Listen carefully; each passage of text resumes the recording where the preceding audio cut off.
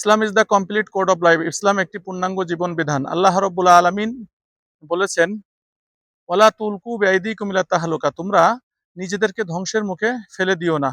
অন্য জায়গায় আল্লাহ রাব্বুল আলামিন বলেছেন, ওয়াইদু লাহুম মাসতাতাতুম মিন কুওয়া, তোমরা তাদের মোকাবেলায় যতটুকু সম্ভব শক্তি সঞ্চার করো।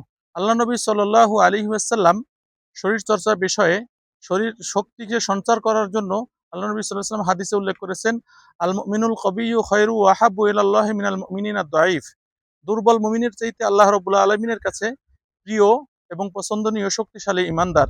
আল্লাহ নবী সাল্লাল্লাহু আলাইহি ওয়াসাল্লাম অন্য এক হাদিসের মধ্যে বলেছেন, ওয়াল্লিমু আওলাদাকুম আস-সিবাহা ওয়ার রিমায়া, তোমরা তোমাদের সন্তানদেরকে সাঁতার শিক্ষা দাও, তীরন্দাজ শিক্ষা দাও। আল্লাহ নবী সাল্লাল্লাহু আলাইহি ওয়াসাল্লাম স্বয়ং নিজেই দৌড় প্রতিযোগিতা করেছেন, শরীর চর্চা করতেন।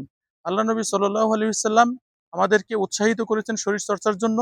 শরীর চর্চা কোনো ফ্যাশন নয়, শরীর চর্চা কোনো শরীর চর্চা কোনো ফ্যাশন নয়, শরীর চর্চা কোনো বিলাসিতাও নয়। শরীর চর্চা আমাদের ইবাদতের প্রস্তুতি। শরীর চর্চা করলে শরীর ও মন উভয় ভালো থাকে। আসসালামু আলাইকুম।